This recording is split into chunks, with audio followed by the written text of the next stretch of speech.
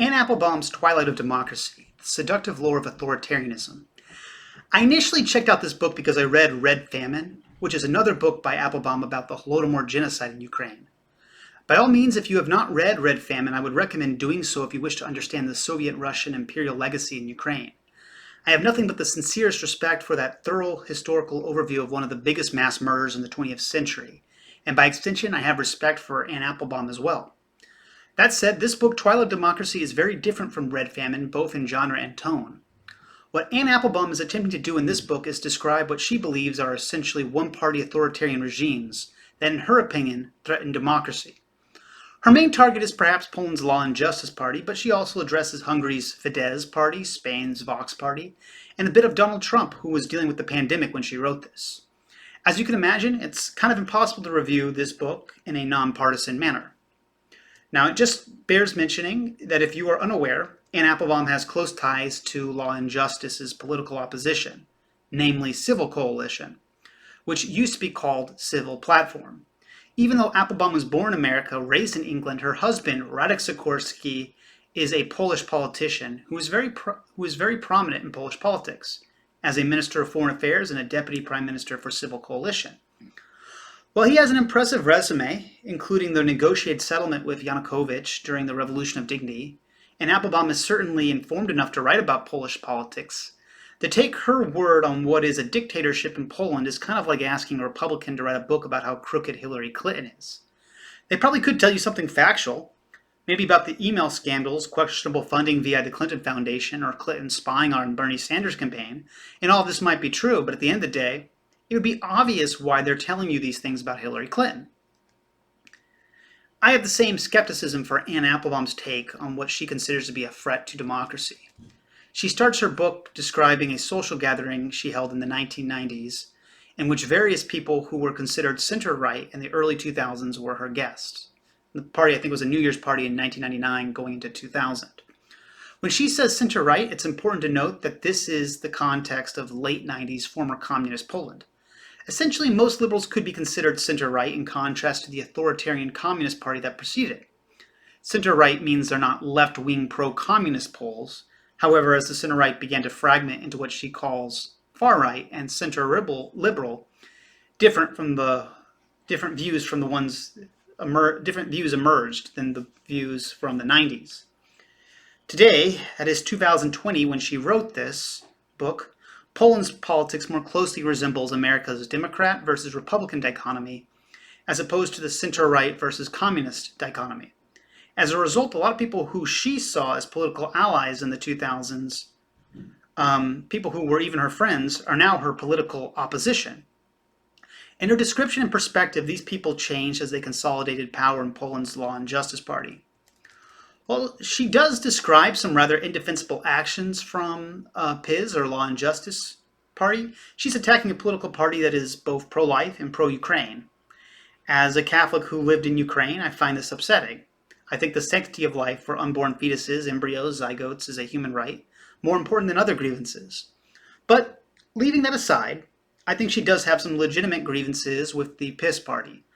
Assuming her presentation of the facts are correct, I don't think it's good that PiS appoints judges against their own constitution. I also don't think it's good that their public news outlets promote conspiracy theories or slander campaigns. I also don't think posting quote, LGBT free zone stickers on houses is a charitable way to promote the sanctity of heterosexual marriage. In fact, I'd say it contradicts the Catholic Catechism, paragraph 2358, that says gay people must be accepted with respect, compassion, and sensitivity. Every sign of unjust discrimination in their regard should be avoided. So I don't think that particular action by a particular Law and Justice Party member is appropriate. Even though I do think promoting heterosexual marriage is appropriate. That said, I don't really know if I should comment on the Smolensk plane crash conspiracies. There's a conspiracies that part of the Polish government was involved in a plane crash that killed the majority of Polish's highest political officials in 2010. But based on the way Applebaum presents it, her opinion seems to be grounded in facts, and against and against the conspiratorial element of the narrative. And so I think she has a legitimate grievance there that people are using this tragedy to promote a sort of conspiracy. But despite whatever legitimate criticisms of PIS that she may have, I can't help but think that one could easily compile a similar list of grievances of Civil Coalition, the Democrat Party, or numerous more liberal or left-leaning political parties that Applebaum either endorses or more closely aligns with. To her overall point, Applebaum's central argument throughout the work is a kind of psychological analysis of what people find appealing about authoritarian or populist movements. In many cases, it's not so much that they're biased, but the truth becomes irrelevant, especially in the era of the internet. With the numerous conflicting opinions, authoritarian movements present themselves as a kind of simple narrative, which can be comforting. But there are often grievances that provoke these kinds of responses, like immigration or economic strife. These conditions are not actually necessary for the authoritarian appeal to take sway. For instance, in Hungary, where anti-immigration sentiments were strongest, there were far fewer immigrants than elsewhere. With their grievances or concerns, while their grievances or concerns may or may not have been real, they weren't actually felt by Hungarian society, according to Applebaum. Similarly, Applebaum also ties this populist attitude to Brexit in England, noting that those who advocated for a hard Brexit, that is a Brexit that ended most, if not all, economic agreements with Europe, did so while disregarding whether such an agreement would actually benefit the country. Instead, they appealed to a kind of proactive decisiveness where Britain dictates the rules and doesn't have to be seen negotiating. The perception of control is more important than achieving beneficial economic agreements for these hardcore Brexiters. What mattered was a kind of spirit or presentation of British power. The same attitude Applebaum then applies to Vox, the right-wing party in Spain, where they had a populist response to the Catalonian independence and Islamic immigration. According to Applebaum, what matters to Spain's right wing is not the actual factual problems that Spain faces, but that they can exert unity in response to a perceived threat. With Muslim immigration, Spain had only marginal numbers of Muslim immigrants.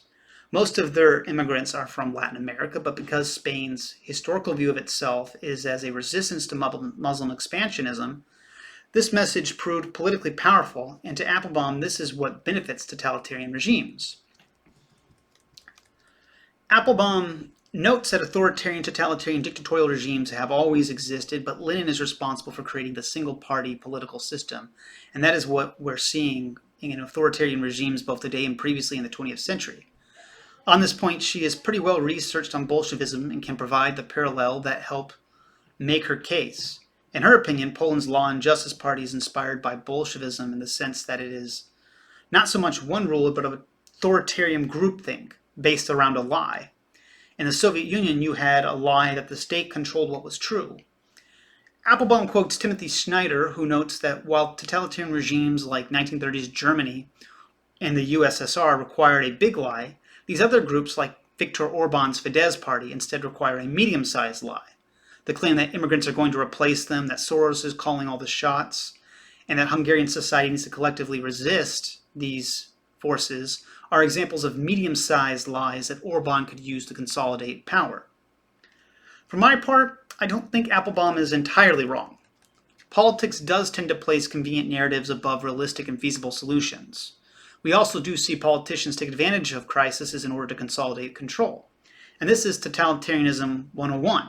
Truth takes the back seat to what's in the party's interest, and there you go. I agree with Applebaum that this dynamic is significantly worsened by the internet, where there is a cacophony of different opinions, where objectivity is not rewarded by advertisers, and instead entertainment is valued. I definitely think this applies to Alex Jones' InfoWars, and when Applebaum says this kind of news is being passed off as official state information in Poland, I agree, it's problematic, assuming she's representing the media correctly. Applebaum correctly notes that this is not an inherently right-wing or left-wing move, and it doesn't belong to a specific ideology. It rather comes from an intolerance of diversity of opinions, a preference for simplicity, but a simplicity in which the actual political opinions used to consolidate power are somewhat irrelevant. So I do kind of agree with elements of her blueprint that this is what totalitarian regimes do. However, with that said, Applebaum, in my opinion, does show prejudice against lies that distinctly come from the right, rather, and doesn't attempt to address accusations that people on the left lie as well. Or she doesn't address accusations of when the left are accused of lying, but only address accusations of when the right are accused of lying. That is, in the contemporary sense of left and right. Specific to Poland, I remember when the Ukrainian war first broke out, some politician or radio show host sympathetic to Civil Coalition tried to spread the rumor that the Law and Justice Party wanted Poland to occupy Western Ukraine. This rumor was Russian in origin, but it was repeated by a few Civil Coalition supporters in order to discredit the Law and Justice Party, as though they were opportunistically considering annexing Western Ukraine in some kind of revanchist effort. This could also be classified as a political lie, but we don't therefore assume that Civil Coalition is an authoritarian party. I don't know what kind of distinction she would draw between lies coming from liberals versus populists, or right-wingers, or whatever this group she's describing. But I think it's not a controversial fact, but a general consensus that politicians of all varieties often lie.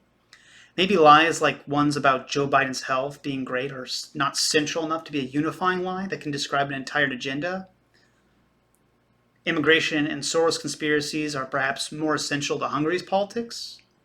The Civil Coalition Russian collusion conspiracy concerning the 2010 Smolensk plane crash is perhaps more essential to Jacek Kurski's politics in a way than Biden's health is to the Democrat Party.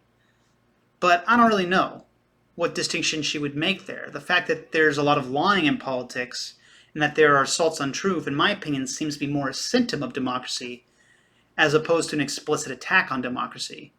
Doesn't freedom of speech and freedom of plurality of opinions privilege liars who take advantage of it? It seems so to me. And if you're going to As for the Russian aspect of all this, we've seen a turn from Europe's right for policies that benefit Russia's war on Ukraine. This was true in 2020 when Applebaum wrote this book, and this has unfortunately only become more true. According to Applebaum, Vox in Spain does not apparently consider Russia's invasion to be a problem. She wrote this in 2020. Trump's voting against the UN resolution against Ukraine or meeting with Putin were both scandals that did nothing to further peace. I also think it's horrible that Orban's Hungary has ties to a bank that was linked with Russian espionage, and that Orban has repeatedly stood in the way of EU's efforts to support Ukraine. Applebaum goes on to address Trump's admiration of Putin as a kind of American ethno-nationalist that is in contradiction to Reagan's City on the Hill speech. Rather than thinking of America as an exceptional country with values that are an example for developing democracies around the world, like Reagan did, Trump instead considers it just like every other country. According to interviews with Trump in 2016, in the same way that Putin kills opposition, so does the US. And instead of worrying about the rest of the world, Applebaum says Trump thinks we should follow Russia's example and focus on nativism with a Pat Buchanan type of approach to America first. This is both a problem domestically and internationally. So Trump says we kill people, innocent people in the US government, and therefore we're not better than Russia, so therefore who are we to be an example of democracy to other countries? And so this is in sharp contrast to Reagan's City on the Hill speech, where Reagan said the U.S. served as a special example for other countries. Since she wrote this book in 2020, we've only seen Trump speak more fondly of Putin and try to legitimize Russia's geopolitical interests. So her assessment to me seems correct. This is not to engage in Trump derangement syndrome, but in my own opinion, when asked what I think about Trump negotiating with Putin while calling Zelensky a dictator, I can't say this is good. I think the sanctions from his administration have been decent, but it's horrible that he lifted them with no concessions from Russia during the Iran bombing. I also think halting intelligence sharing and other things is not a particularly good thing. In all this, I share Applebaum's concern. But I also think this tragedy on the right, where they link themselves to Russia, benefits liberals. It seems to me that by accusing the right of being pro-Russian, this somehow furthered the European and American right in that direction, when in reality, a unified response to Russian aggression should have been a no-brainer. I don't know why it works this way, but it seems like when you call a group of pro-Russians, or when you call a group pro-Russian, they're more likely to act in a pro-Russian manner. This seems to be true. I don't say this because I want to legitimize it as if someone like Orban is a victim, when in reality he's weakened Russian sanctions and blocked EU and military aid to Ukraine. He most certainly is not a victim, and those are his choices. But it seems to be a kind of weird correlation that people on the right move further to Russia only after being accused of being pro-Russian. Perhaps that's a simplification, but it seems to be an easy win for people on the left, I think.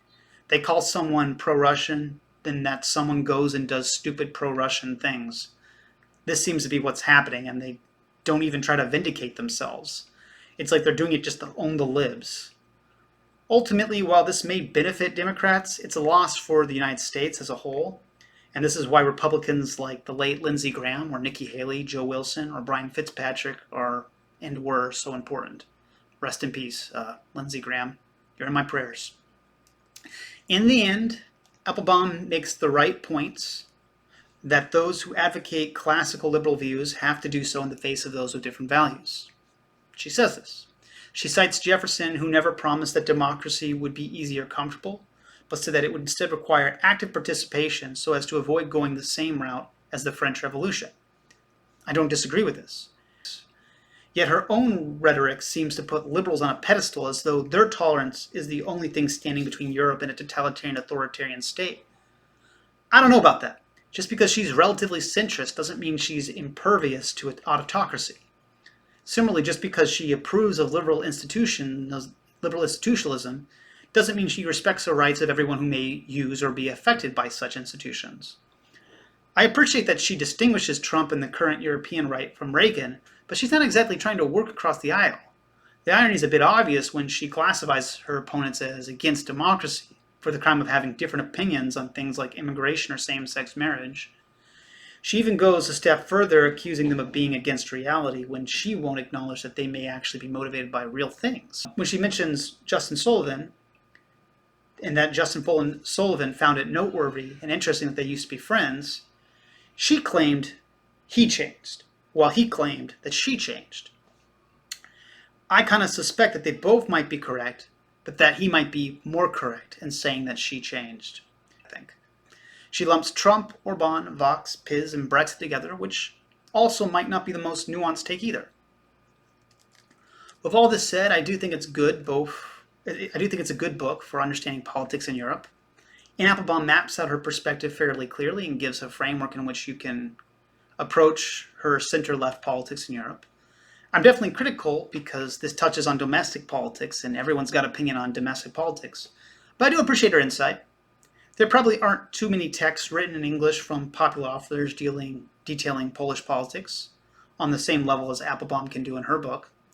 I'm more socially conservative in my outlook, while she's more left-leaning, but that doesn't mean there isn't any common ground or nothing to learn from her.